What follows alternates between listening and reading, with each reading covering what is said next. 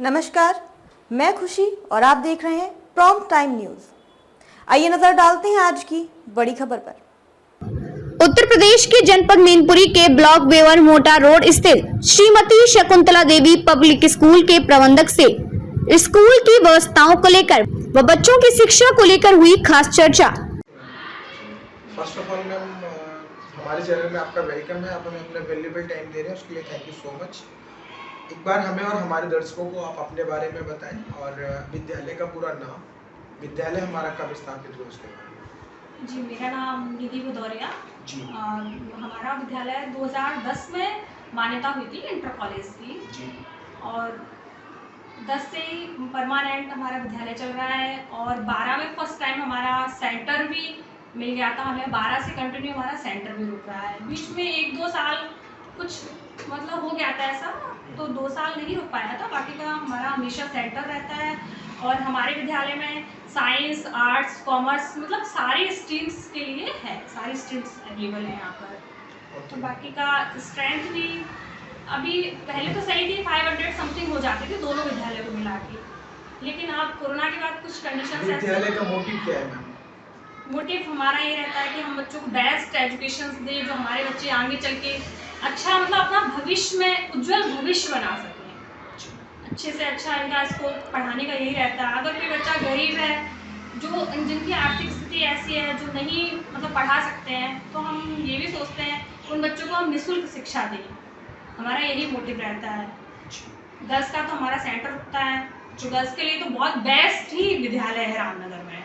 Strength क्या है हमारे विद्यालय की? स्ट्रेंथ हमारे में ये पब्लिक स्कूल यहाँ पर स्ट्रेंथ लगभग 150 के समथिंग है इस टाइम कोरोना के बाद, और वहाँ पे भाई 300 हो जाता है। जैसा कि मैम आपने बताया हमें कि हमारे यहाँ जो स्ट्रेंथ है वो 150 प्लस की है। हाँ जी।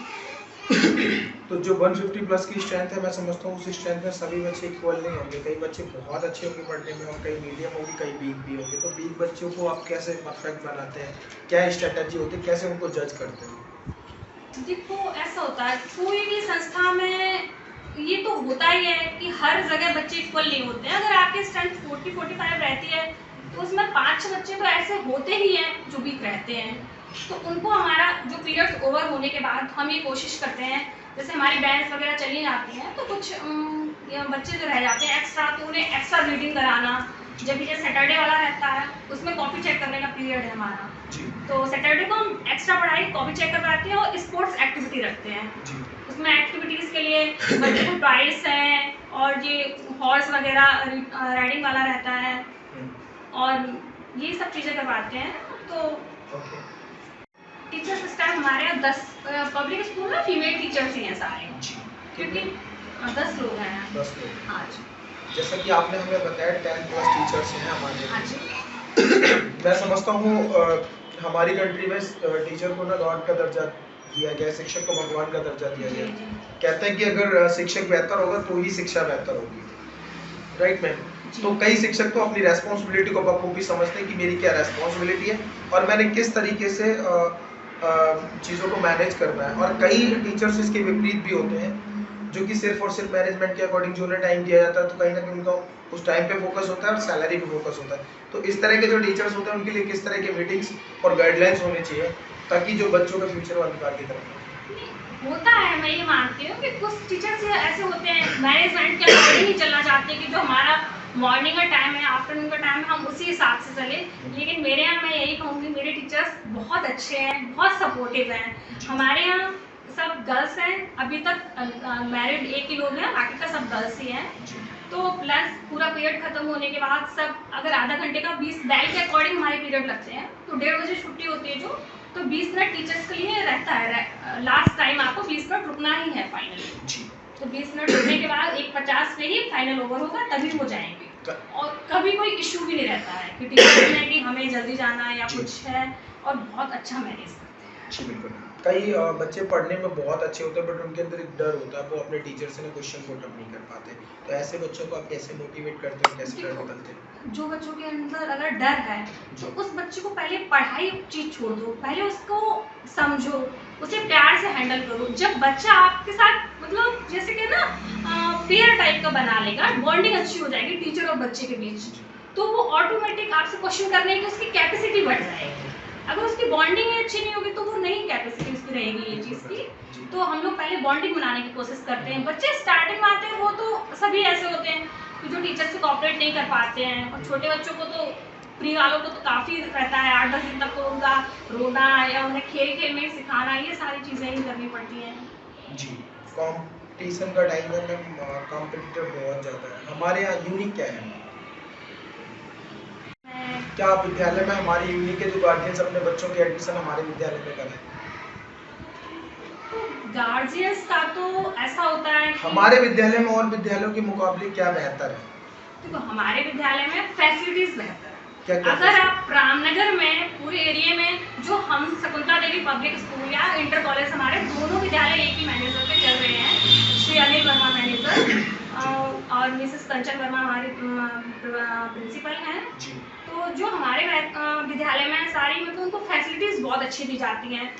बाकी तो विद्यालय, कुछ विद्यालय ऐसे होते हैं गर्मियों में पंखे वगैरह प्रोवाइड नहीं कराते हैं, तो हम लोग पंखे से है, पानी वानी की व्यवस्था है, मतलब सारी चीज़ें, हर चीज़ बहुत अच्छी व्यवस्था। कुछ समय पहले हमारे देश में बहुत बड़ी त्रासदी आई थी, तो कहीं ना कहीं कई सारे क्राइसिस उस समय में आप लोगों ने भी फेस किए होंगे, उसका शिक्षा पर भी बहुत बड़ा प्रभाव पड़ा। तो उस समय को कैसे आप लोगों ने मैनेज किया और कैसे रिकवरी की? उस समय की रिकवरी अगर सच कहूँ तो अभी तक पूरी तरह से हो नहीं पाई है। अगर आप ये कहेंगे, कहीं ना कहीं बच्चों पे ये उसका असर पूरा जा रहा है। जो बच्चे 2 साल 2.5 साल पढ़ाई नहीं कर पाए हैं, तो उससे उनका पूरा लेवल ही खराब हो गया। और जो देहात का गार्जियन है ना, वो ये सोचता है 2 साल बच्चे ने नहीं पढ़ाया है, लेकिन उस 2 साल के जब क्लास जम करा के एडमिशन देते हैं, तो उन्हें ये फेस कराना, समझाना थोड़ा मुश्किल चीज़ें हैं।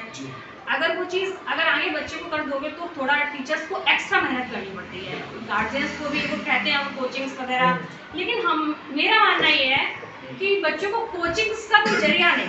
अगर आप उन्हें पढ़ाई करा रहे हैं तो विद्यालय में इतनी पढ़ाई कराई जाती है कि कोचिंग्स की जरूरत ही नहीं है प्राइमरी लेवल पे। जो इंटरव्यू मैंने आपका किया है ये 15 to 20 किलोमीटर की रेंज में सर्कुलेट होगा मैम। जी। तो एक बार हमें विद्यालय का पूरा नाम और विद्यालय का पूरा एड्रेस और एक कांटेक्ट नंबर जिस पे कोई भी गार्जियन कांटेक्ट करना चाहे तो डायरेक्टली कर सकते हैं। जी। हमारे विद्यालय का नाम Shrimati Shakuntala Devi public school and Shrimati Shakuntala Devi inter college Ramnagar Mainpuri. Public school हमारा सौरिक रोड पर है और इंटर कॉलेज उधर कुसरा रोड पर ही है। और विद्यालय के manager sir mister Anil Verma, जो कि ज्वेलर्स हैं, बाहर उनकी शॉप भी है, और उनके प्रिंसिपल श्रीमती कंचन वर्मा। और विद्यालय का कॉन्टैक्ट नंबर है 97 60 55 81 55। ये हमारे मैनेजर सर का नंबर है। कोई भी इंफॉर्मेशन चाहिए हो तो इससे, और हमारी वेबसाइट भी चलती है क्योंकि हमारा सारा चीज़ ऑनलाइन है। आप वेबसाइट बताएं ma'am. ssdic.com Ramnagar. Thank you so much ma'am, आपने हमें अपना वैल्यूएबल टाइम दिया। नमस्कार, धन्यवाद। Thank you. खबरों में अब तक के लिए बस इतना ही। फिर होगी आपसे मुलाकात ऐसी ही एक बड़ी खबर के साथ। तब तक के लिए नमस्कार और देखते रहिए प्रॉम्प्ट टाइम न्यूज़। ऐसे ही लेटेस्ट अपडेट्स के लिए हमारे चैनल प्रॉम्प्ट टाइम न्यूज़ को सब्सक्राइब करें और बेल आइकन प्रेस करना ना भूलें।